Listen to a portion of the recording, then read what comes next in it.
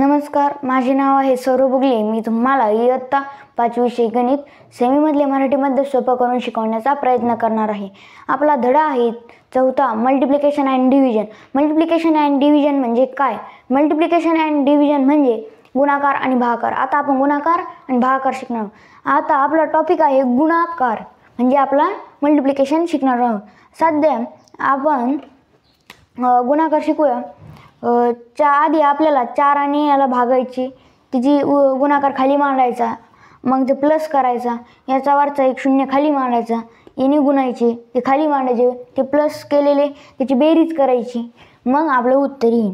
आता आपल्याला पहिल्यांदी आपल्याला ह्या 4 आणि ह्या तिन्ही संख्येला गुणायचे आहे, तर आपण आता गुणून घेऊ।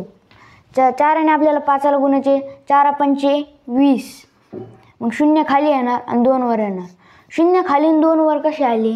आपण मागच्या धड्यामध्ये शिकलो की आपले हे 20 आलेले आहे, 4 पंचे 20, मग आपल्याला उजव्या साईडचा डिजिट खाली आणि डाव्या साईडचा डिजिट वर, आपण हा मागच्या धड्यामध्ये एका व्हिडिओमध्ये आपण शिकलेलो आहे।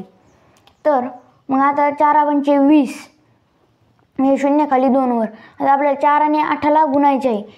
4 या 8, 4 1 4, 4 2 8, 4 3 12, 4 4 16, 4 पंचे 20, 4 6 24, 4 7 28, 4 4 7 28, 4 8 32, 32 आणि हे 2 34। मग आपल्याला हे 4 खाली लिहायचे आणि 3 वर लिहायचे, म्हणजे आपले हे 34 आले।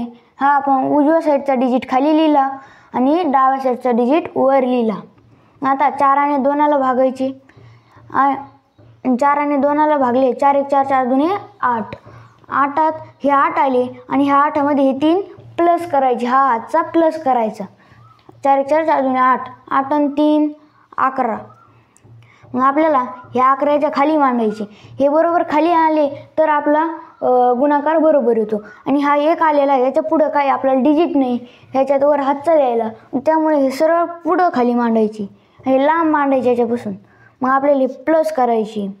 मग आता आपलं ही एक पायरी झालेली आहे।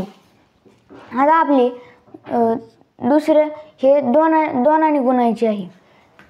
आता हे आपलं 4चं संपलं आहे, मग आता हे 2 आणि गुणायचं, हे 2 आणि गुणायचं।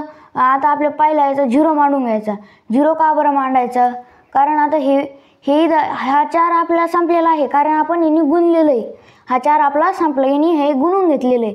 मग आता इथं फक्त 20 राहिले, कारण हे 10 प्लेसला आणि हे युनिट प्लेसला आहे। आता हे 24 हे युनिट प्लेस आणि हे 10 प्लेस आहे। मग आपल्याला हे युनिट प्लेस, हा आपला 4 गेलेला आहे, यांनी गुणलेला आहे, मग इथं फक्त 0 राहिला। आता 20 आणि प्रत्येकाला गुणायचे म्हणले का ते खूप अवघड जाते, मग त्यामुळे आपण हा 0 इथं खाली मांडून घेतो। मग आता इथं फक्त हे 10 प्लेस होता, हे युनिट प्लेस झालं, मग हे काय झालं, हा 0 गेला तर हे फक्त इथे 2 राहिले, मग ह्या 2 आणि आपल्याला गुणून घ्यायची याला। आता हे 2 आणि 5 ला गुणायचे, बे 1 बे 2 4 बे 3 6 बे 4 8 बे 5 10, 10 येतील। मग आपल्या इथे जसं आपण उजव्या साईडचा डिजिट खाली आणि डाव्या साईडचा डिजिट वर 10 आले तर 4 खाली 0 मांडून घेणार आणि हा 1 हातचा 8 वर देणार। 8 वर तर 2 आधी आहे, मग ते त्याच्यावर काट मारून हा 1 वर लिहायचा। 1 वर का बरं लिहायचा, याच्यावर काट का बरं मारायची? कारण आपल्याकडून ह्या संख्येचा हातचा होता तो जर आपल्याकडून चुकून ॲड झाला तर आपला गुणाकार चुकेल, त्यामुळं त्याच्यावर काट मारायची। मग फक्त आपल्याला 8 मध्ये एकच ॲड करायचा।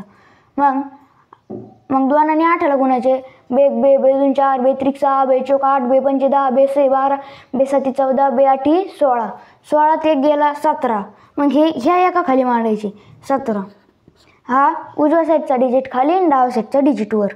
मग हा 1 आपला ह्या 3वर काट मारून हा वर मांडायचा, कारण हा आपल्याकडून चुकून प्लस व्हायला नको, हा आपल्याला 1 अधिक करायचा आहे। 2 आणि 2 ला गुणायचे, बे 1 बे 2 4, 4 आणि 1 5, मग हे 5 याच्या खाली मांडून घ्यायची। मग आपल्याला याची बेरीज करायची, इथं प्लसचं चिन्ह आहे, मग याची बेरीज करायची। हे 0 अशी 0, हे 4 अशी 4 आणि हे 7 आणि 1 8, मग 5 आणि 1 6. आपला हा गुणाकार खूप सोपा होता, आपण खूप सोपे शिकलो आहे. फक्त नियम याचे ध्यानात ठेवायचे की याच्यावरचे 2 याच्यावर काट मारायची. समजा कोणताही डिजिट असला तर त्याच्यावर काट मारायची, म्हणजे आपलं हे ॲड होत नाही. आपण हा उजव्या साईडचा डिजिट खाली आणि डाव्या साईडचा डिजिट वर, आणि याचा 0 आपण इथं आधी खाली मांडून घ्यायचा, म्हणजे हे युनिट प्लेसला येतं, हे 10 प्लेसचं, म्हणजे 0 मांडून. ह्या प्रकारे आपला 2 अंकी गुणाकार संपलेला आहे. तर हा एक आपला व्हिडिओ संपलेला आहे, लेक्चर संपलेला आहे. तर आपण पुढच्या लेक्चरमध्ये 3 अंकी गुणाकार शिकणार आहोत.